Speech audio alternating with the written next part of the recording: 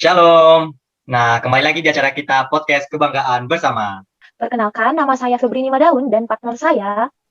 Devin Furman Zebua. Nah, di awal acara tadi kita telah menyaksikan cuplikan video pada zaman Hitler. Nah, benar sekali, Devin. Tentunya peristiwa Nazi pada zaman Hitler ini sudah tidak asing lagi bagi kita ya. Betul, Feb. Bahkan pada kesempatan ini kita akan membahas mengenai peristiwa Nazi yang terjadi di Jerman, khususnya pada zaman Hitler. Tapi di sini kita akan membahas yang berbeda nih, Feb, dari biasanya gitu. Wah, bedanya apa tuh, Dev? Nah, bedanya di sini kita akan melihat perkembangan kekristenan di Jerman pada zaman Hitler, di mana kita tahu bahwa perkembangan kekristenan itu dimulai dari pertengahan abad pertama sampai sekarang. Nah, diketahui juga pada awal perkembangan kekristenan itu dimulai dari di Yerusalem, kemudian berkembang ke daerah timur di kota-kota Yerusalem itu.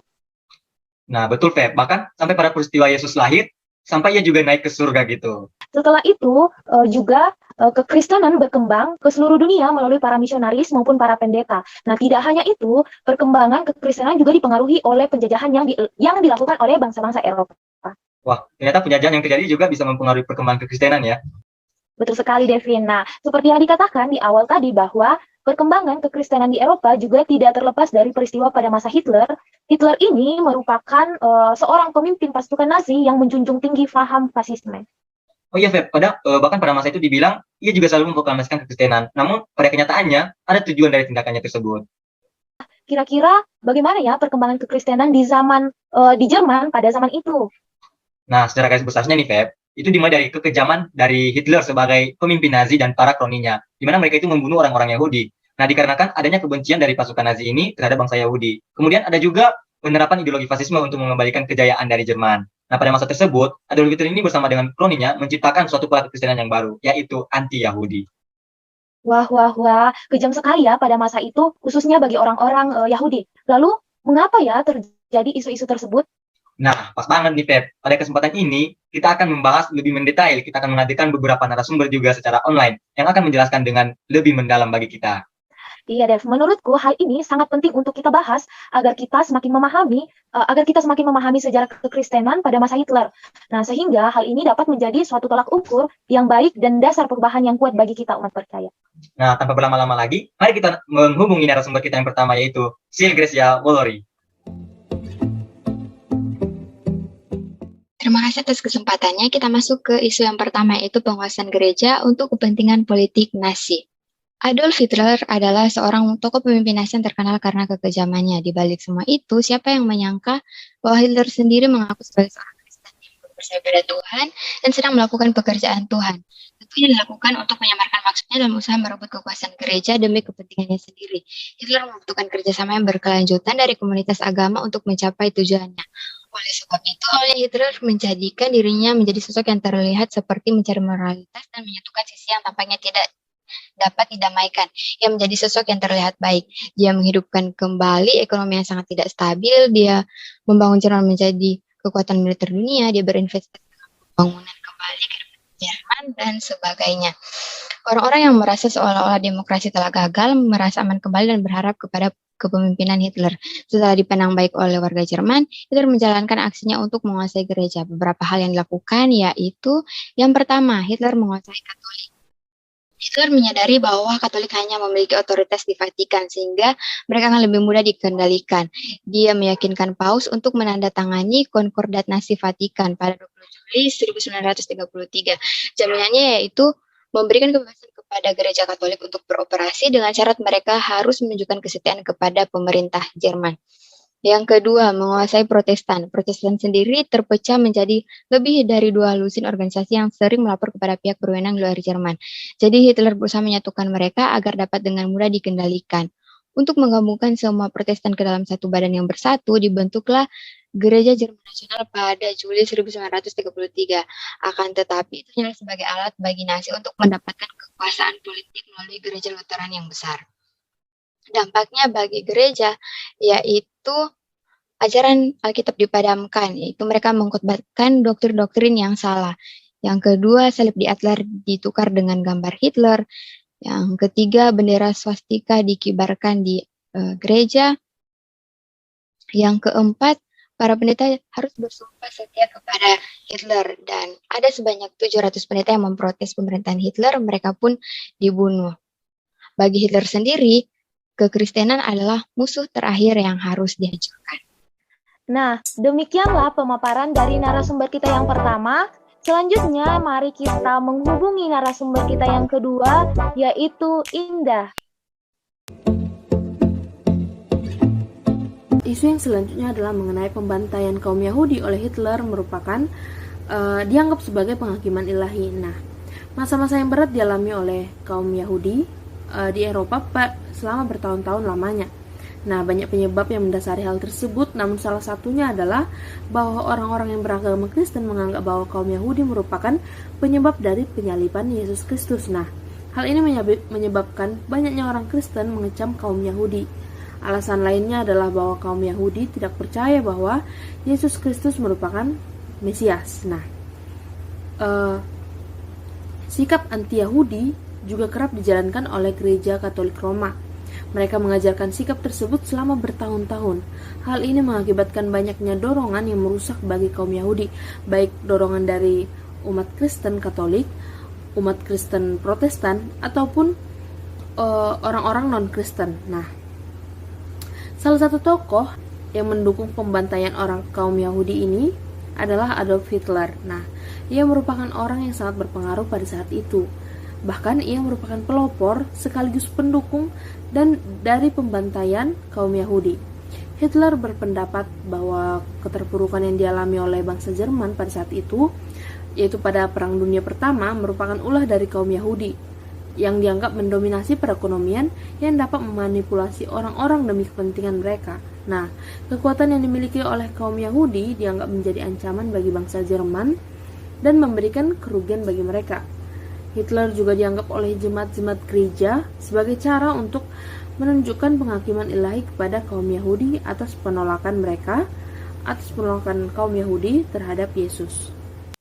Nah, kemudian kita akan mendengarkan narasumber berikutnya, yaitu Dipa Natania Hartono.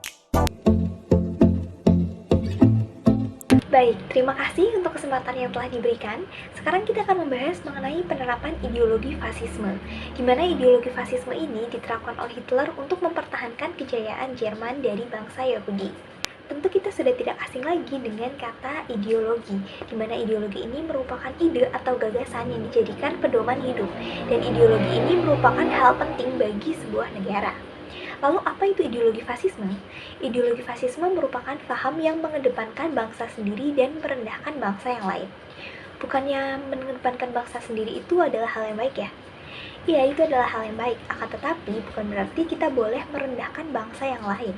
Khususnya ideologi fasisme ini mengarah pada ultranasionalisme atau nasionalisme yang berlebihan, di mana orang-orang yang menganut ideologi fasisme ini sering melakukan hal ekstrim seperti kekerasan, perang, dan mengedepankan militerisme. Dalam kasus Hitler, kaum Arya membenci kaum Yahudi. Kaum Arya memiliki pemikiran bahwa kejahatan kaum kapitalis ini harus ditanggung oleh kaum Yahudi. Akan tetapi, kejahatan kaum kapitalis yang non-Yahudi atau yang di luar bangsa Yahudi ini hanya dianggap sebagai penyimpangan individu saja. Sehingga di sini kita dapat melihat bahwa kaum Arya mengklaim sesuatu berdasarkan ras. Sehingga setiap konsep-konsep yang diutarakan itu tidaklah lebih dari sebuah keyakinan atau prasangka tanpa bukti yang pasti. Sekarang saya ingin mengajak teman-teman semua untuk menggali bagaimana ideologi fasisme ini terlahir. Seperti yang saya jelaskan sebelumnya bahwa kaum Arya ini sangat membenci kaum Yahudi. Kalau kita gali lebih dalam, ternyata Nazi ini mendefinisikan bangsa hanya secara biologi saja. Sedangkan kita melihat bangsa-bangsa yang lain juga memahami secara kultural dan juga historisnya. Hitler memiliki asumsi bahwa bangsa Arya ini adalah bangsa yang tertinggi, sehingga Hitler memandang rendah bangsa-bangsa yang lainnya. Akan tetapi, ia melihat fakta bahwa kenyataan di sekitarnya ini, bangsa Yahudi cukup mendominasi di Jerman. Sehingga Hitler mengklaim bahwa bangsa Arya ini ditindas oleh bangsa Yahudi. Dalam pandangan Hitler, bangsa Arya tidak memiliki rasa patriotisme, sehingga seolah-olah mereka diam-diam saja ditindas oleh bangsa Yahudi. Sehingga Hitler membangun kembali rasa patriotisme bangsa Arya dengan berbagai cara. Nah, dengan ini lahirlah ideologi fasisme untuk mempertahankan kejayaan Jerman. Mungkin sekian yang dapat saya sampaikan, selebihnya akan disampaikan oleh pembicara selanjutnya. Saya serahkan kembali kepada MC. Terima kasih. Nah, selanjutnya narasumber kita yang keempat yaitu Dorasi Siahaan.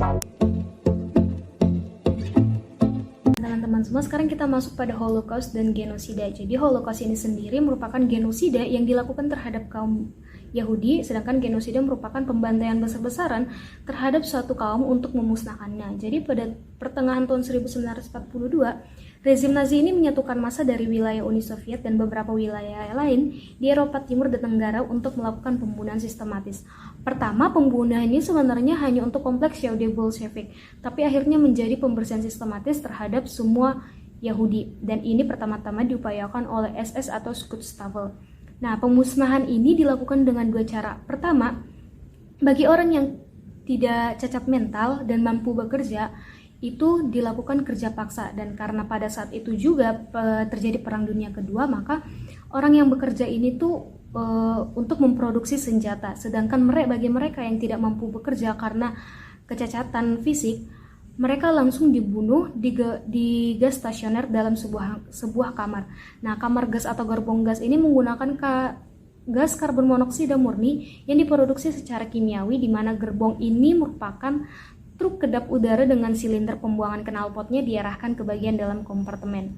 Nah, lambat laun pembantaian ini akhirnya dicari ke efektifannya melalui penghematan biaya juga, hingga akhirnya kaum Nazi ini membuka camp Chelmo di Polandia, kemudian pada tahun 1942 dan selanjutnya itu ada di Belzec, Sobibor, dan Treblinka. Nah, camp itu juga ada di Auschwitz, di mana mereka menggunakan bahan kimia yaitu butiran-butiran Zyklon B yang akan berubah menjadi gas mematikan saat terkena udara. Kemudian kita akan mendengarkan narasumber terakhir kita, Leonie Michel. Baik, terima kasih Febrini dan juga Devin. Sekarang kita akan belajar mengenai kekristenan pada masa Nazi yang mendukung propaganda antisemit. Nah, berbicara mengenai propaganda ya, propaganda itu apa sih? Nah, propaganda itu adalah cara di mana kita itu bisa mempengaruhi pikiran masyarakat melalui sebuah mekanisme. Jadi tujuannya itu adalah untuk memperoleh kontrol terhadap masyarakat luas. Nah, propaganda antisemit ini adalah propaganda yang menggiring masyarakat kepada suatu pemahaman untuk memusuhi kaum Yahudi dan bahkan menyiksa mereka. Nah, gerakan antisemit atau anti-Yahudi ini, atau yang biasa dikenal dengan pro-Nazi, ini tidak hanya terlaksana di Jerman, tetapi juga di beberapa negara seperti USA, dan salah satu tokoh yang mensponsorinya itu adalah Pastor Chaplin. Jadi dulu pemimpin Nazi itu kebanyakan penganut Katolik, dan gereja Katolik itu bahkan terlibat di dalam pemusnahan kaum Ortodoks dan bangsa Yahudi. Lalu apa tanggapan Vatikan terhadap hal ini? Dikatakan bahwa Vatikan bahkan tidak bisa membendung apa yang dilakukan Nazi pada saat itu. Nah, kalau kita lihat alasan dibalik pembantaian terhadap orang-orang Yunani ini adalah karena latar belakang ekonomi, politik, dan juga sosial pada abad ke-20. Nah, sehingga Kristen ala Nazi itu pada waktu itu mereka membentuk suatu institusi yang gunanya itu adalah untuk melegalkan pemberantasan Yahudi. Ya, tapi ada dalil lain juga yang mengatakan bahwa mereka ingin mengorganisasikan suatu kehidupan Kristen Jerman yang lebih baik. Nah, jadi Kristen ala Nazi itu adalah pada saat itu mereka menciptakan atau menuliskan kembali, lebih tepatnya, menuliskan kembali Alkitab di dalam versi mereka dengan menghilangkan perjanjian lama dan merevisi perjanjian baru berdasarkan ideologi mereka. Nah, kemudian mereka juga merepresentasikan Yesus sebagai antisemit atau anti-Yahudi. Mereka menganggap Yesus itu adalah antisemit yang sangat-sangat dihormati. Kemudian yang berikut adalah mereka mengatakan bahwa Yesus itu bukan keturunan dari Yahudi. Bahkan di dalam Alkitab versi mereka menghapuskan semua silsilah Yesus dari orang-orang Yahudi. Jadi mungkin itu saja yang dapat saya sampaikan. Selanjutnya saya serahkan kembali kepada Febrini dan juga Devi. Terima kasih. Nah, kita sudah selesai mendengarkan beberapa pemaparan dari narasumber kita. Untuk itu, acara selanjutnya kita serahkan kepada partner kita. Lalu, siapakah dia? Jeng, jeng, jeng, jeng. Jadi teman-teman, setelah mendengarkan penjelasan dari beberapa narasumber tentang isu-isu yang terjadi pada perkembangan umat Kristen di zaman Hitler, tentu teman-teman bertanya-tanya, apakah peristiwa-peristiwa tersebut masih berhubungan hingga pada saat ini? Sementara memang sudah terjadi pada waktu yang sangat lama, ya.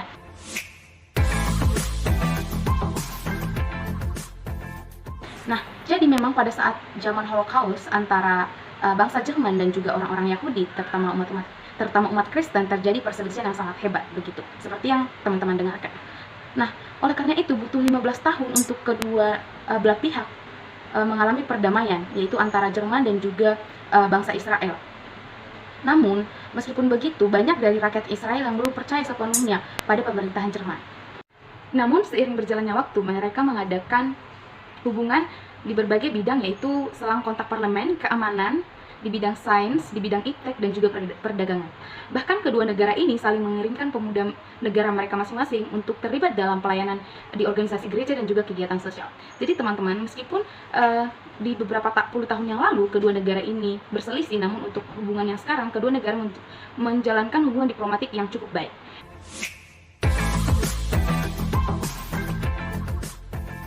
Nah, setelah mendengarkan beberapa isu dan juga dampak dari peristiwa ini, mungkin beberapa dari teman-teman masih ada yang bingung, kira-kira apa yang dapat kita simpulkan dari kejadian tersebut.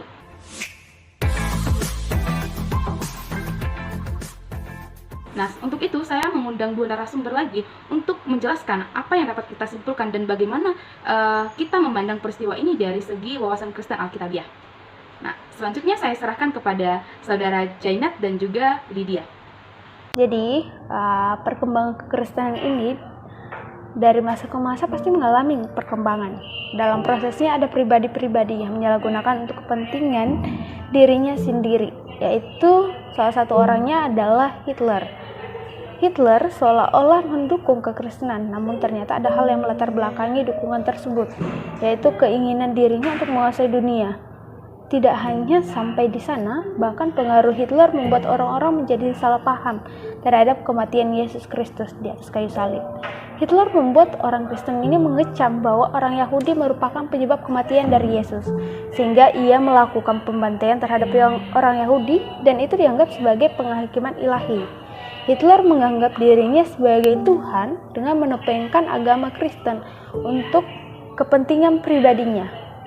Diskriminasi, penghakiman, dan pembantaian menjadi gambaran zaman Nazi. Hitler menguasai gereja untuk kepentingan politiknya. Tidak hanya sampai situ, Hitler menggeser kekristenan pada satu dasar yang salah dan menggiring umat untuk percaya kekristenan ala Nazi ini. Mungkin boleh lanjut kepada saudara Lydia. Oke, terima kasih Jaina. Saya akan menambahkan WKA dan juga kesimpulan. Nah, sebagai seorang Kristen seharusnya kita ikut menebarkan kasih dimanapun kita berada, tidak menderitakan. Kita bisa melihat dari Hitler di masa kepemimpinannya begitu kejam, di mana kita bisa melihat bahwa Hitler itu sering melakukan juga tindakan diskriminasi.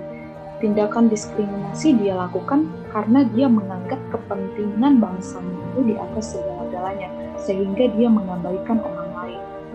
Nah, Hitler adalah seorang Kristen, tetapi dia tidak mempresentasikan kekristenan itu di dalam hidupnya. Justru kita bisa melihat bahwa pada masa kepemimpinannya, Hitler ingin menyamakan dirinya sama seperti Tuhan. Meskipun tindakan Hitler beserta dengan poninya seperti itu di masa itu, tetapi hal tersebut tidak mengubah natur Allah. Allah tetaplah Allah yang hidup, Allah yang maha kasih, hakim yang adil, bahkan pemimpin yang sesungguhnya. Dari kisah Hitler ini adalah salah satu contoh orang yang tidak mempresentasikan siapa Kristus di dalam hidupnya. Jadi kita bisa belajar dan diingatkan kembali bahwa kita harus menjadikan Kristus sebagai dasar dari segala sesuatunya. Baik itu dalam tindakan kita, dalam cara berpikir kita, maupun motivasi kita. Ketika kita menjadikan Kristus sebagai dasar dari segala sesuatunya, maka kita akan mencerminkan siapa Kristus di dalam hidup kita. Jadi sekian presentasi dari kelompok kami, terima kasih.